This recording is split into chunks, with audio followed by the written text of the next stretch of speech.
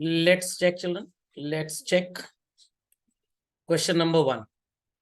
It says कि X Limited has a debit balance of rupees 5 lakh in the reserve. Debit balance का मतलब minus balance चल रहा है. 5 लाख रुपए का प्रॉफिट इन्होंने अर्न किया इस साल में चलन, और आपसे बोला जा रहा है कि बैलेंस शीट में इन आइटम्स को आप कैसे दिखाएंगे. तो you are suppose to prepare a 4 line balance sheet. Heading होगी उस बैलेंस शीट में आपकी share holder funds after the titled called as equity and liabilities. उसके नीचे आप directly reserves and surplus note number 1 लिख देंगे, और फिर जब आप रिजर्व्स एंड सरप्लस का नोट बनाएंगे तो आप उसमें लिखेंगे balance brought forward from previous year bracket में 3 lakh add current year profit 5 lakh. तो फाइनल आंसर आपका -2 लाख आ जाएगा. अंडरस्टूड. Question number 2. प्रीमियम में 6 लाख रुपए है और पीएल में 4 लाख. कंपनी को इस साल 2,60,000 का लॉस हो गया. सेम वैसे ही करेंगे. Title equity and liabilities, share holder funds followed by reserves and surplus. Got it. अब रिजर्व्स एंड सरप्लस के अंडर में आप लिखेंगे securities premium reserve rupees how much 6 lakh. उसके बाद आप लिखेंगे statement of PL opening balance 4 lakh, और उसके बाद आप लिखेंगे loss for the year 260 with in brackets. तो इन दोनों को ऐड करेंगे और इसको लेस कर देंगे, तो आ जाएगा बच्चों 7,40,000. समझना क्या. बट इसमें मैं आपको एक ऑल्टरनेटिव बताता हूं कैसे आप इसे लिखेंगे. ध्यान से सुनिएगा बात को.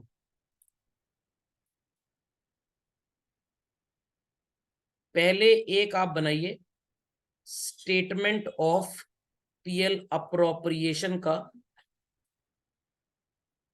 Notes to account children. Statement of PL appropriation.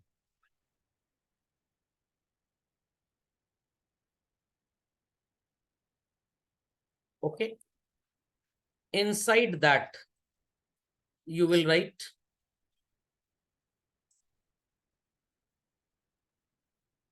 after particulars detail amount balance brought forward from previous year. The value is 4 lakh less loss for the year bracket में 2,60,000. ये आ जाएगा बच्चों 1,40,000. इसे आप लिखेंगे बैलेंस ऑफ प्रॉफिट. सो एक notes to accounts तो आप इसका बनाएंगे. समझ में आ गई बात चिल्ड्रन. समझ में आ गई बात. अगला नोट्स टू अकाउंट्स जो आप बनाएंगे that would be children for reserves and surplus. This is a much better way to represent.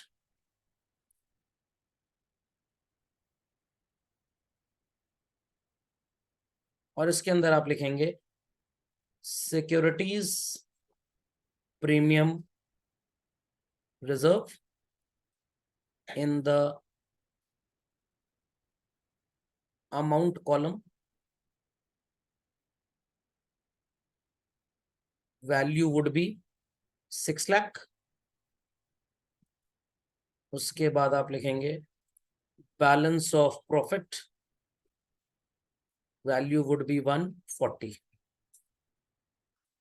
The total is 740. अब बैलेंस शीट में 740 आप लिख देंगे रिजर्व्स एंड सरप्लस के अंडर में. समझ में आ गया. तो एक ही साथ अगर रिजर्व्स एंड सरप्लस का आप बना लें so called notes to accounts, और उसी में प्रीमियम उसी में 4 लाख में 2,60,000 माइनस कर दें, टोटल बकवास लगता है मेरे को. तो क्वेश्चन नंबर 2 के सोल्यूशन के लिए चिल्ड्रन आपको एक बनाना पड़ेगा what is called as statement of PL appropriation, फिर बनाना पड़ेगा रिजर्व्स एंड सरप्लस, फिर बैलेंस शीट में आप लिखेंगे equity and liabilities title share holder funds, underneath that reserves and surplus value is 7,40,000. अगर ऐसे नहीं किया है तो प्लीज इसको अपडेट करें। Let's proceed further children. Question number 3, यहाँ पे भी आपको कुछ ऐसा ही करना है बच्चों। सो कॉल्ड आप प्रिपेयर करेंगे क्वेश्चन नंबर 3 में एक स्टेटमेंट ऑफ पीएल का note, in which you will write, यहाँ पे ओपनिंग बैलेंस दिया है, balance brought forward from previous year, the value is 2 lakh, then you will write loss for the year, it is 7,10,000। तो बच्चों आपका जो total आएगा दैट वुड बी ब्रैकेट में 5,10,000, करेक्ट। फिर आप एक नोट बनाएंगे बच्चों रिजर्व्स एंड सरप्लस का, वेयर यू विल राइट 2,50,000 का general reserve, capital reserve of 1,50,000 and वहां पे टोटल की जगह अगर हम सो कॉल्ड लिख दें loss transfer to balance sheet, that sounds better. फिर आप लिखेंगे लॉस 5,10,000। सो चिल्ड्रन 2.5, 3, 4 लाख ये हो गया, इसमें से 510 माइनस हो गया तो 110 माइनस में आएगा। आप लोगों ने शायद एक ही साथ कर दिया होगा इसको, नहीं तो अलग अलग बनाइए, ये गलत है एक साथ बनाना। क्वेश्चन नंबर 4 चिल्ड्रन, यहाँ पे लिखा है कि कंपनी को इस साल तो प्रॉफिट हो गया 6 लाख का, 3 lakh is transfer to general reserve and 250 is transfer to debenture redemption reserve, और डिविडेंड कितना प्रपोज किया है 80,000। Children as per old syllabus जब डिविडेंड का लाइबिलिटी माना जाता था पे करना, तब तो हम इसको अप्रोप्रिएशन की डेबिट साइड में लिखते थे, बट अब ये डायरेक्टर्स प्रपोज नहीं है, आप इसको लिख दीजिए directors paid a final dividend. So again पहले आप बनाएंगे स्टेटमेंट ऑफ पीएल अप्रोप्रिएशन का नोट, जिसमें आप लिखेंगे balance brought forward from previous year, the value is children 3 lakhs, नजर आ रहा है सबको। उसके बाद आप लिखेंगे profit for the year. If people remember हमने यही काम किया था जब स्टेटमेंट ऑफ पीएल अप्रोप्रिएशन बनाते थे। कितना है करंट ईयर का प्रॉफिट चिल्ड्रन 6 लाख रुपए, करेक्ट।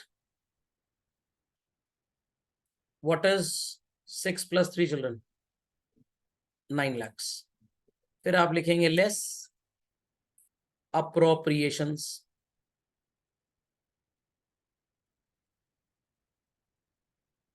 और सबसे पहले यहां है transfer to general reserve, then it is transfer to debenture redemption reserve, then it is payment of dividend. You can simply write dividend paid. तो हमने कितना ट्रांसफर किया जनरल रिजर्व में बच्चों 3 lakhs, 250 is transferred there to debenture redemption reserve, और 80,000 पे कर दिया डिविडेंड। इट इज 3, 4, 5, 630, चलन 630 आएगा। चलिए ये था 9 lakhs, 630 बच्चों लेस हो गया इसमें से।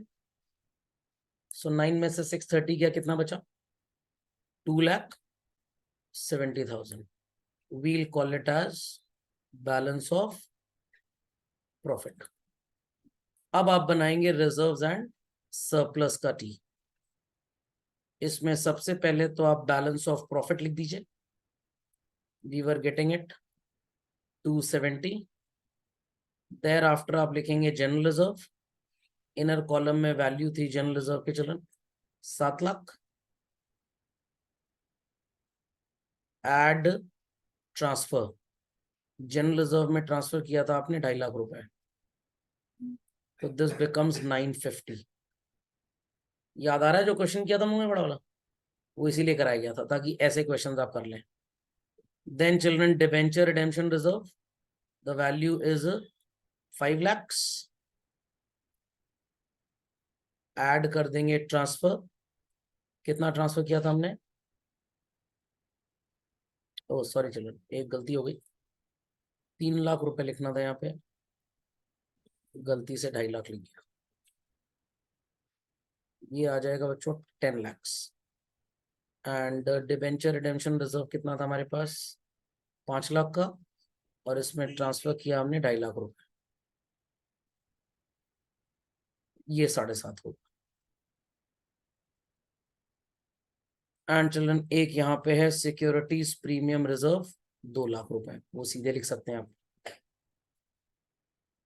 तो 10 + 2 12, 12 + 7 is 19, 19 + 2 2170, 22,20,000 would be the total children. तो सबको समझ में आ गया रिजर्व्स एंड सरप्लस का नोट कैसे बनेगा? हाँ, एनी डाउट? पूछिए पूछिए पूछिए, लिखिए फास्ट।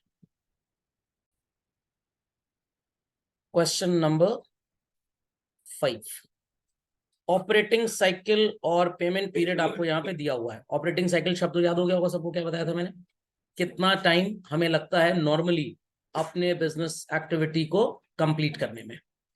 तो यहाँ पे ऑपरेटिंग साइकिल चिल्ड्रन 9 months है।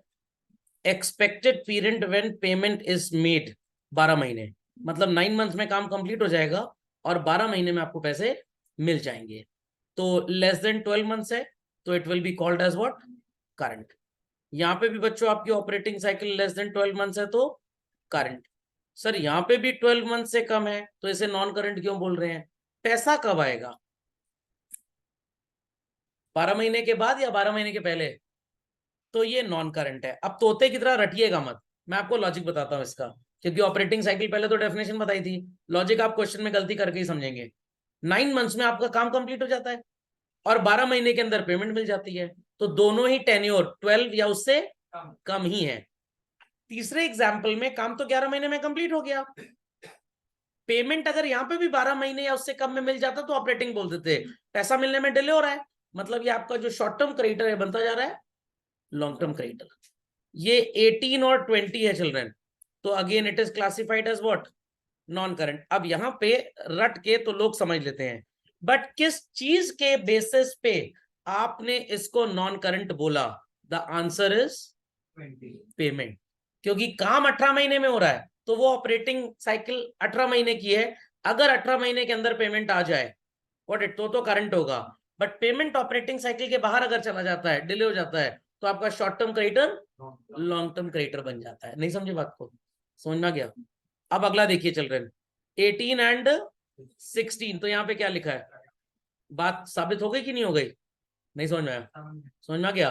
तो अगर एक आर्किटेक्ट को 27 महीने लगते हैं पर्टिकुलर बिल्डिंग बनाने में, पैसा 27 के अंदर आ जाए तो करंट रहेगा, बट 27 में आ जाए तो भी करंट, 27 के बाद आए तो नॉन करंट हो जाएगा।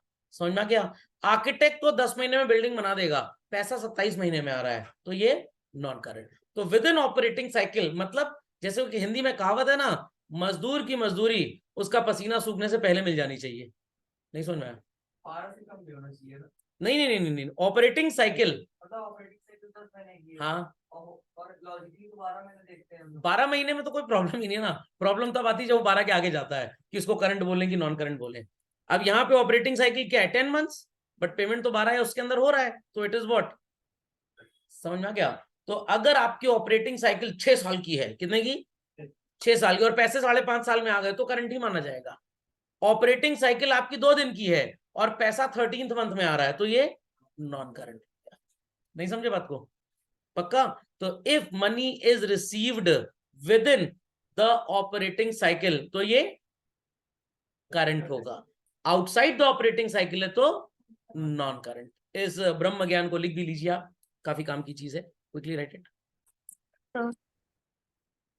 अगेन चिल्ड्रन 10 और 9, तो ये क्या हो जाएगा? करंट। 10 और 12 भी है तो करंट, बट यहां पे 10 months में काम खत्म हो जा रहा है, पैसा कब मिल रहा है? 14 months में, तो इट इज नॉन करंट। समझ में आ गया? तो पेमेंट या रिसिप्ट 12 महीने ऑपरेटिंग साइकिल के अंदर हो जाए तो करंट। समझ में आ गया? बाहर हो तो नॉन करंट। अब देखिए ऑपरेटिंग साइकिल 15 महीना, बट पैसा तो 14 महीने में आ जाएगा ना आपके पास, तो क्या होगा? बस with in operating cycle word याद रखना है आपको। ओके, 15 एंड 18 पार कर गया है तो it is what, non current, gravity इसकी ऑपरेटिंग साइकिल है, उसमें या उसके अंदर आ गया तो करंट। 20 और 18 करंट। अब देखिए यहाँ पे 18 वाले को क्या बोला था आपने, नॉन करंट, बट यहाँ 18 वाले को क्या बोल रहे हैं सर, लग रहा है हमको मिसप्रिंट है, कोई मिसप्रिंट नहीं है भाई। ऑपरेटिंग साइकिल के अंदर पैसे आ गए तो करंट, उसके बाहर गए तो non current. Operating cycle sir हमारी 2 जन्म की है और पैसा 4 दिन बाद आ गया, करंट होगा। समझ गए बात को।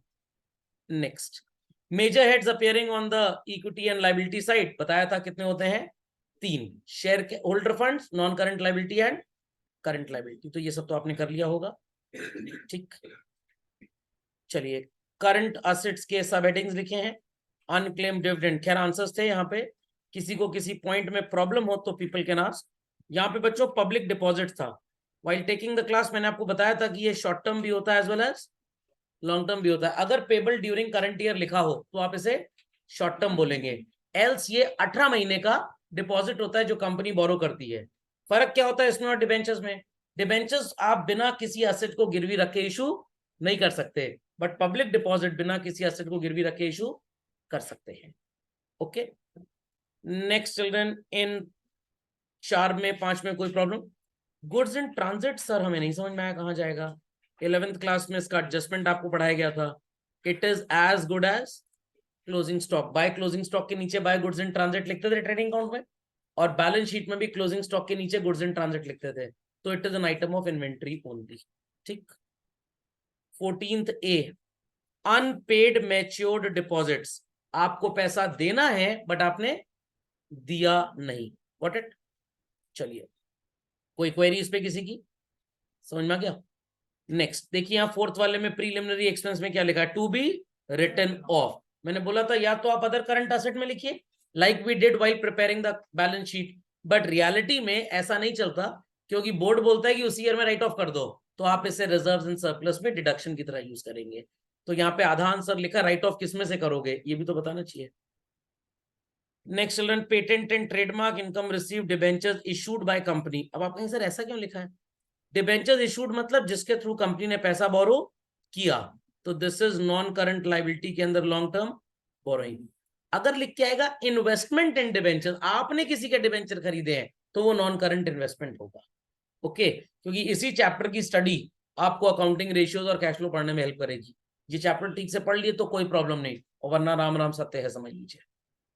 ओके, नेक्स्ट क्वेश्चन नंबर 14 में तो और कोई डाउट होना नहीं चाहिए। 15 में, इंटरेस्ट अक्रूड एंड ड्यू हो या अक्रूड बट नॉट ड्यू हो, सब करंट लायबिलिटी माना जाता है, ओसीएल में चला जाएगा। Calls in advance, share capital में ऐड ना कर देना, अरियर माइनस होता है, call in advance is a current liability appearing under the head other current liabilities, got it. चलिए, credit balance of statement of PL reserves and surplus, discount भी इसमें deduct हो जाएगा। एम्प्लॉय का ये जो आइटम्स हैं चिल्ड्रन, अब यहाँ पे क्या लिखा है, विद इन 12 मंथ्स, तो ये जो होंगे ये जाएंगे लॉन्ग टर्म प्रोविजंस में, बट ये कहाँ पे चला जाएगा बच्चों, शॉर्ट टर्म, क्योंकि आगे क्या लिखा है, बस एम्प्लॉय रिटायर होने वाला है। तो आपकी कंपनी में 4500 एम्प्लॉयज काम करते हैं, 4 एम्प्लॉयज का रिटायरमेंट इस साल हो रहा है, तो उनको जो ग्रेचुटी वगैरह देनी है इट्स करंट लायबिलिटी, बाकी सबका बाद में देना है, तो उनका लॉन्ग टर्म हो जाएगा। ओके, डाउटफुल डेट्स या तो शॉर्ट टर्म प्रोविजंस में लिख लें या ट्रेड रिसीवेबल्स में से माइनस।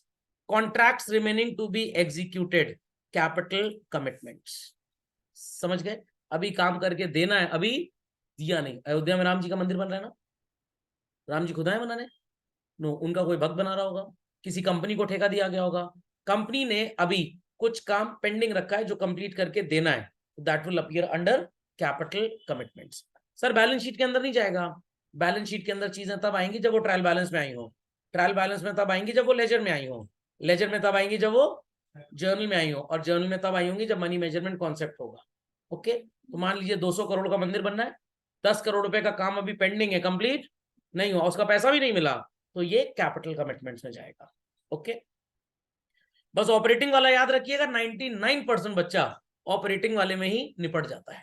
ऑपरेटिंग साइकिल के अंदर पैसा अगर मिल गया लेस देन और equal to that number of months, तो करंट, ऑपरेटिंग साइकिल पार किया तो नॉन करंट। समझ में आ गया?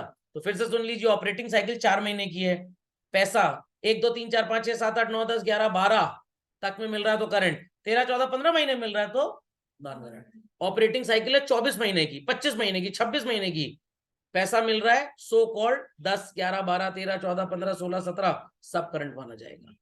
28 महीने की ऑपरेटिंग साइकिल, पैसा 28 से कम में मिल जाए, 28 में मिले तो करंट, 29 में मिले या उसके बाद तो non current. Okay, stores and spares inventory debenture due for redemption, देखिए क्या लिखा है, ड्यू फॉर रिडेम्पशन मतलब तुरंत ही ड्यू है, तो it is a current liability में short term borrowings. Livestock licence franchise advance from customer, ये सब तो पता है आपको, गॉट इट? कोई ऐसी चीज जो ना समझ में आ रही हो इस क्वेश्चन में पूछने लो, समझ गए? लाइफ स्टॉक जानते हैं ना, भेड़ बकरी। 18th चिल्ड्रन, अब यहाँ पे आपको बोला जा रहा है कि बैलेंस शीट बनाइए, सिर्फ हेडिंग्स और सब हेडिंग्स आपको आनी चाहिए। Fine, next we have question number 19, share capital preliminary expense. Again आपको बताता हूँ, रिजर्व्स एंड सरप्लस में एज अ डिडक्शन काम करेगा। अरियर बच्चों शेयर कैपिटल में डिडक्ट हो जाएगा, प्रोविडेंट फंड जाएगा लॉन्ग टर्म प्रोविजंस, प्रेमाइसेस चला जाएगा टैंजिबल असेट, मशीनरी भी टैंजिबल, ये जाएगा करंट असेट्स में, ये जाएगा करंट लाइबिलिटीज। इसे आप शॉर्ट टर्म प्रोविजंस में भी लिख सकते हैं और या ट्रेड रिसीवेबल में माइनस भी कर सकते हैं। बैंक लोन के लिए कोई टाइम पीरियड तो लिखा नहीं है, तो it is long term borrowings, inventory, other current assets, balance in statement of PL reserves and surplus, stores and spare parts, loose tool inventory, cash and cash equivalents and provision for tax चला जाएगा short term provisions में। समझ गए? हाँ, debenture due for redemption मतलब current year में आपको pay करना है। लॉन्ग टर्म क्यों होगा? ड्यू फॉर रिडेम्पशन मतलब करंट ईयर। अब ये मत सोचो ड्यू मतलब 10 साल बाद देंगे, नहीं, वो होता तो सिर्फ डिबेंचर लिखा होता। ठीक है, चलिए यहाँ पे भी डिबेंचर पता है लॉन्ग टर्म बोरोइंग में आएगा, ये short term provisions, it is fix tangible asset और property plant and equipment, this is inventory, securities premium reserves and surplus, investment आएगा नॉन करंट इन्वेस्टमेंट्स में, ये भी reserves and surplus, trade payable, unclaimed dividend other current liability. Unclaimed word का मतलब जान गए ना सब लोग, हमने तो बैंक में पैसा रखा है, आपको डिविडेंड वारंट आपके घर में भेज दिया, चेक, आइए पैसा ले लीजिए, आप खुद ही नहीं आ रहे हैं तो हम बग्गी तो भेजेंगे नहीं। समझ में गया? ईयर एंड हो गया 31 मार्च, बैंक ने कहा कि 100 करोड़ में से 92 करोड़ के लोग तो पैसा ले गए, 8 करोड़ डिविडेंड अभी लोग लेने नहीं आए, दे आर नॉट क्लेम्ड, तो इट इज अनक्लेम्ड डिविडेंड, इसलिए इसको आउटस्टैंडिंग बोलते हैं। बट आउटस्टैंडिंग बोलने में ऐसा लगता है कि कंपनी का एफर्ट ठीक नहीं था, but here company did the effort, सिर्फ लोगों ने पैसे लिए नहीं। Balance statement of PL reserves and surplus, ये आएगा शेयर कैपिटल में, debtors trade receivable inventory mummy and मौसी, cash and cash equivalent, reserves and surplus, fixed tangible assets, reserves and surplus में minus, bill receivable trade receivable, ये भी minus होगा reserves and surplus में, vehicle is fixed tangible asset और property plant and equipment. Share for feature का क्या करना है, ये शेयर कैपिटल में ऐड होगा, करेक्ट। 21, इसमें बच्चों बनाना है आपको एक स्टेटमेंट ऑफ पीएल, क्या बनाना है? अब बना लेंगे, ये क्वेश्चन आईएससी 2001 में पूछा गया था, उस समय पीएल अप्रोप्रिएशन अकाउंट कोर्स में होता था, तो जैसे स्टार्टिंग का फर्स्ट सेकंड थर्ड क्वेश्चन मैंने आपको कराया, अब आप ऐसे कर लीजिएगा इसको। 22 में अगेन बैलेंस शीट बनी है, कुछ खास तो है नहीं, आसान है। 23 हेडिंग सब हेडिंग नथिंग न्यू। बच्चों यहाँ पे लिखा है balance and deposit with excise authorities. I kept on telling कि हम एडवांस में इंपोर्ट ड्यूटी वगैरह का टैक्स पे कर देते हैं, तो वैसे ही आपकी फैक्ट्री में अगर कुछ प्रोड्यूस हो रहा है, अब तो उस पर जीएसटी लगता है, पुराने जमाने पे उस पर लगती थी बच्चों एक्साइज ड्यूटी। फैक्ट्री के बाहर एक्साइज डिपार्टमेंट का एक तंबू लगा होता था, उसके अंदर ऑफिसर्स बैठते थे, जितने ट्रक सामान निकलता था बन के, वो वैल्यू कैलकुलेट करके उतना एक्साइज ड्यूटी का टैक्स मांगते थे। तो भाई अगर आप टैक्स नहीं जमा करेंगे तो ट्रक बाहर नहीं जाएगा, तो करोड़ों रुपए टैक्स कंपनीज ऑलरेडी गवर्नमेंट के पास डिपॉजिट कर देती है। What it clear? तो मान लीजिए मेरा 10 करोड़ रुपए एक्साइज टैक्स जमा है, और मेरे गुड्स पे 1.5 करोड़ रुपए टैक्स लग रहा है, तो मैं उनको अप्रूवल दिखा दूंगा कि भाई देखिए टैक्स ऑलरेडी जमा है, अब बैलेंस 8.5 करोड़ बचा, तो ट्रक फैक्ट्री से निकल के मार्केट तक पहुंच जाता था। ओके, ये जाएगा सो कॉल्ड आपके अदर करंट एसेट्स के ऊपर, short term loans and advances के अंदर। समझ में आ गया? Because it is a deliberate advance. बाकी तो आसान पॉइंट्स हैं।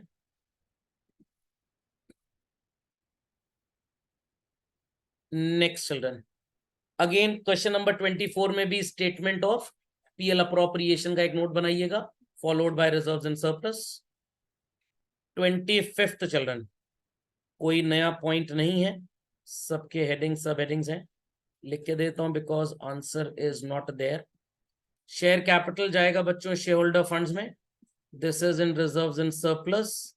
एनसीएल में लॉन्ग टर्म बोरोइंग्स, ये जाएगा current liability, short term provision under CL, ये बच्चों रिजर्व्स एंड सरप्लस में minus.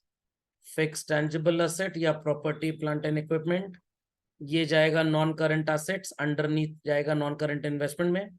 Children work in progress लिखा है कि कैपिटल वर्क इन प्रोग्रेस है? This is inventory, what it, capital work in progress हो नहीं सकता बिकॉज सिलेबस के बाहर का आइटम है करंट एसेट। ये बच्चों रिजर्व्स एंड सरप्लस में हो जाएगा माइनस। पेटेंट्स इंटैंजिबल एसेट्स या property plant equipment and intangible assets, unclaimed dividend will go in outstanding expenses, other current liability. Trade receivable children, current asset, public deposit, NCL में long term borrowing में जाएगा। But अगर लिखा होता payable in current year या due for repayment, तो आप इसको करंट लाइबिलिटी में लिख देते। ये तो बड़ा आसान क्वेश्चन है, ऐसा क्वेश्चन आईएससी में आया था 2 नंबर का, समझ गए? करना कैसे सॉल्व, क्लियर हो गया ना? चलिए 27 अगेन इजी आइटम्स हैं, कुछ नया नहीं है। लेट मी चेक आउट, इसका आंसर दिया है, अरे पूरा सॉल्व ही है, बड़े दलित टाइप के लोग हैं। चलिए बिल्स रिसीवेबल, ये तो पता है आंसर लिखा हुआ है इसका। 29 is it solve? Yes, again ये भी सॉल्व है। चलिए कोई प्रॉब्लम चिल्ड्रन डीके जी के असाइनमेंट्स में लोगों को? पक्का? चलिए आते हैं टिकिया समोसा गुजिया पे। What are the major heads on the equity and liability side? Shareholder funds, non-current liability and current liability. Share capital shareholder funds में जाएगा, ये भी shareholder funds में। Reserves and surplus में कोई 5 चीजें बता दीजिए। Statement of PL हो गया, Securities Premium Reserve, General Reserve, Capital Redemption Reserve, Debenture Redemption Reserve, Revaluation Reserve, 6 पढ़ी आपने तो। Long term borrowings जाएगा NCL में, Deferred Tax Liability भी NCL में जाएगा, ये भी NCL में जाएगा, but again deferred tax liability is not a part of syllabus, LTP है children। long term provision याद है ना, provision for warranty employee benefit। name the items shown under the heading long term borrowings, debentures जाएगा, then we have some bonds और we have taken some loans। आ गया मजेदार question. ये बच्चों 6th वाला आप कर लेंगे आप लोग, स्टेटमेंट ऑफ पीएल, अप्रोप्रिएशन और रिजर्व्स एंड सरप्लस, जैसे भी फर्स्ट और सेकंड दिखाया था। चलो बच्चों 10 महीने की ऑपरेटिंग साइकिल, 11 महीने में पैसा मिल रहा है, क्या होगा? Current, very good. 10 महीने की ऑपरेटिंग साइकिल, 12 महीने में पैसा मिल रहा है, करंट। 10 महीने की ऑपरेटिंग साइकिल 13 मिल रहा है, क्यों भाई नॉन करंट? पेमेंट लेट हो रहा है और वो भी 12 महीने के बाद। समझ में क्या? 10 महीने की ऑपरेटिंग साइकिल, सॉरी 14 महीने की, और 13 महीने में पैसा मिल रहा है, करंट, क्योंकि काम ही हमारा 14 महीने में खत्म होगा। फिर नॉन करंट, अरे ये करंट ही रहेगा 4th वाला। अच्छा मतलब फिर से अगर एक और बार लिखूं तो नॉन करंट, मेरे को ऐसा लगा लोग बोल रहे हैं 15 महीने में काम कंप्लीट होगा, तो पैसा 15 से अंदर मिल जाए तो सही है। ये गलत है, गंदा ये नॉन करंट है। समझ में आ गया? पक्का? बड़े बड़े इसमें फंस जाते हैं, अच्छों की हालत खराब हो जाती है। तो ऑपरेटिंग साइकिल के अंदर मिले या 12 महीने के अंदर मिले। नेक्स्ट 10 और 11 क्या होगा बच्चों? और ये जरूर पढ़ लीजिएगा पहले क्या लिखा है बाद में क्या लिखा है, पता लगा ये उल्टा कर दिया, आपके सारे आंसर उलट गए, जैसे बीआरएस में होता था कुछ, है ना तोता टाइप। हाँ बताइए फर्स्ट वाला क्या होगा? Current, second, third, fourth, fifth, understood भाई? चलिए, कॉलन अरियर जाएगा शेयर कैपिटल में deduction, share application money share holder funds, unpaid dividend OCL में जाएगा, dividend not paid on cumulative share. बच्चों ये कंटिंजेंट लायबिलिटी होती है। क्यों सर? शेयर पे डिविडेंड देना लीगल कंपल्जन नहीं है, प्रॉफिट होगा तो देंगे वरना नहीं देंगे, मे और may not be paid. Got it? तो इसको मार्क करिए। अनपेड डिविडेंड जो ऊपर लिखा था that is on equity children.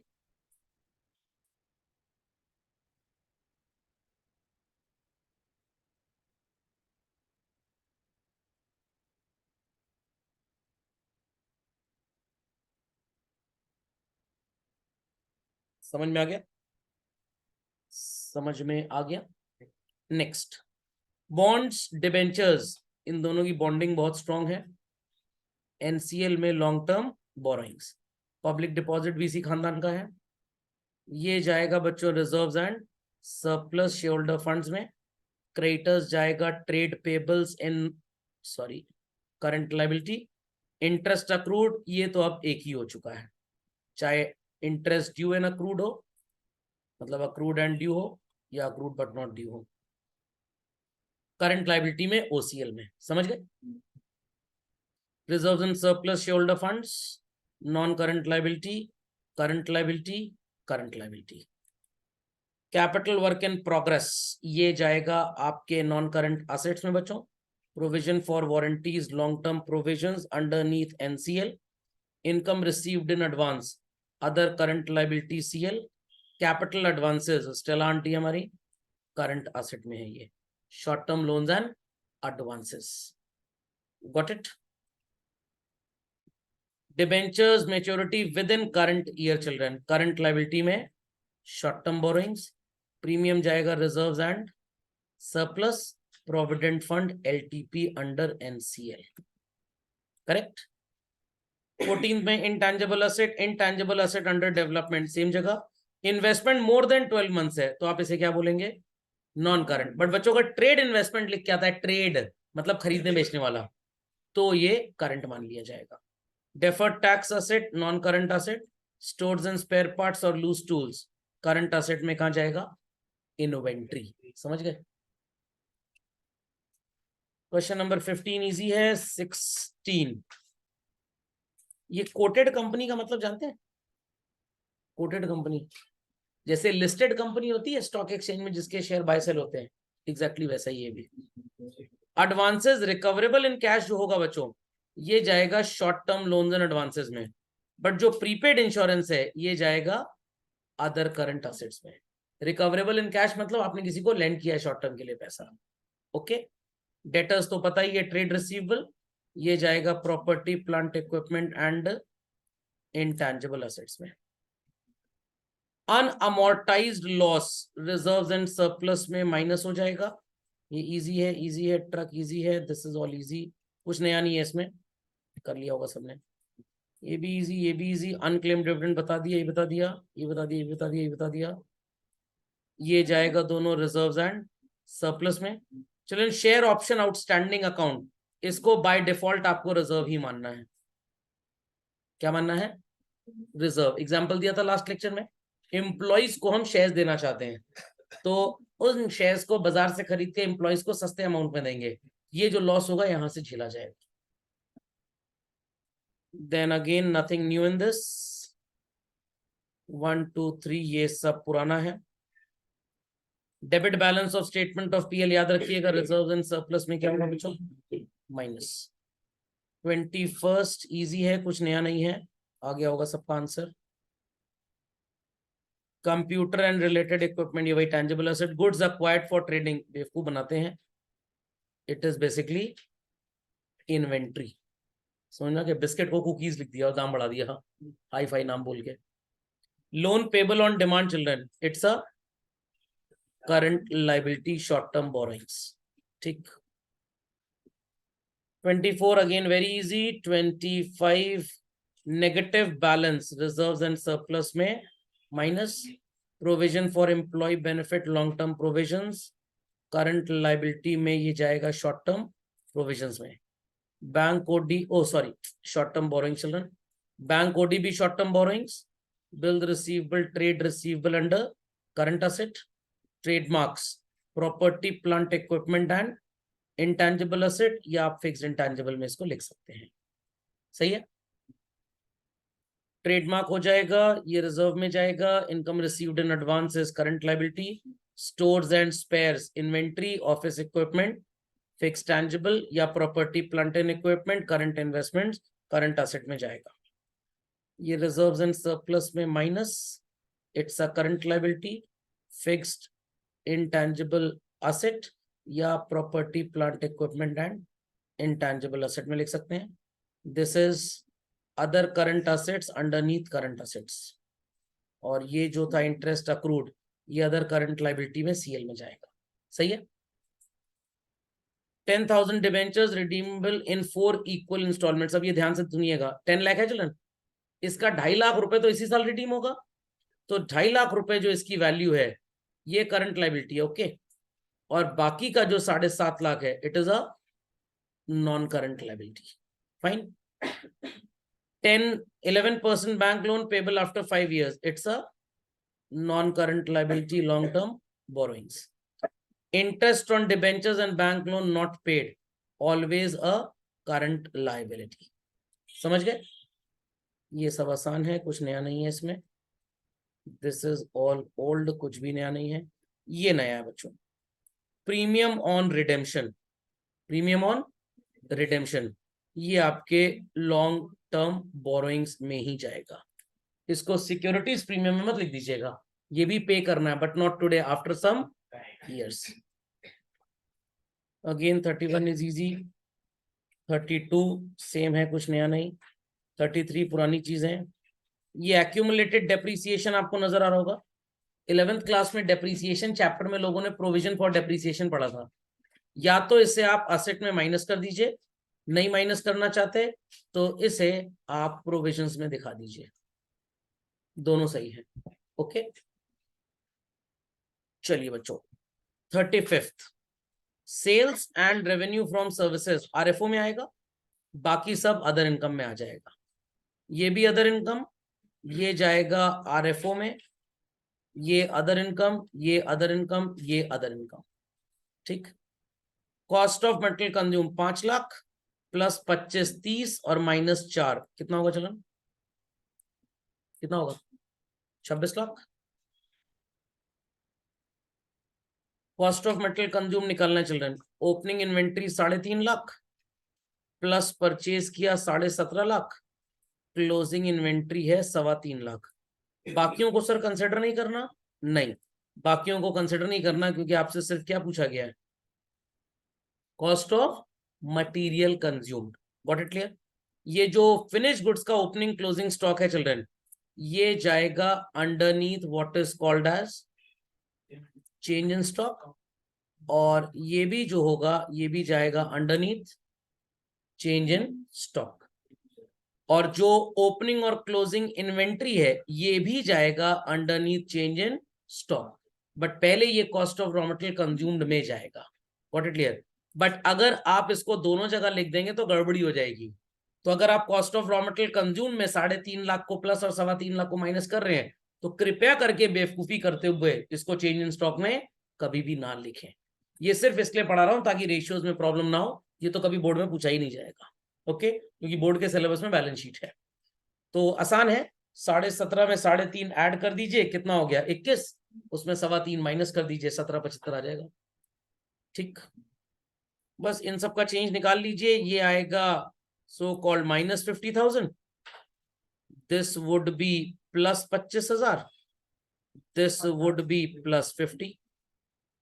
जब आप स्टेटमेंट ऑफ पीएल बनाएंगे बच्चों, स्टेटमेंट ऑफ पीएल, तो वहां चेंज इन स्टॉक के सामने 25 ही लिखा जाएगा। ये जो हमने प्लस माइनस करके दिखाया ये वर्किंग नोट्स में, नोट्स टू अकाउंट्स में रहेगा। समझ गए? इसीलिए बड़ा वाला क्वेश्चन आपको कराया गया था। एम्प्लॉय बेनिफिट में वेजेस आएगा, सैलरी आएगा, बोनस आएगा, देन स्टाफ वेलफेयर आएगा। ये बिजनेस प्रमोशन नहीं आएगा। समझ गए क्यों नहीं आएगा? सर ये कहां जाएगा? ये जाएगा अदर एक्सपेंसेस में। ठीक, आपको एमसीक्यू में पूछ सकते हैं सारे आइटम देके, which of the following won't appear in employ benefit expense, तो आपका आंसर होगा बिजनेस प्रमोशन एक्सपेंस, ये एमसीक्यू में आ सकता है, ये सिलेबस में है। देन चिल्ड्रन वेजेस आएगा, staff welfare, printing and stationery नहीं आएगा, ये नहीं आएगा, तो इट इज ओनली 330। सही है, सही है। डेप्रीसिएशन आएगा बच्चों, इन दोनों का आएगा, ये भी आएगा, ये भी आएगा, सब आएगा इसमें। गॉट इट, समझ में आ गया। चलिए, इसी के साथ हमारा चैप्टर होता है राम राम सत्य।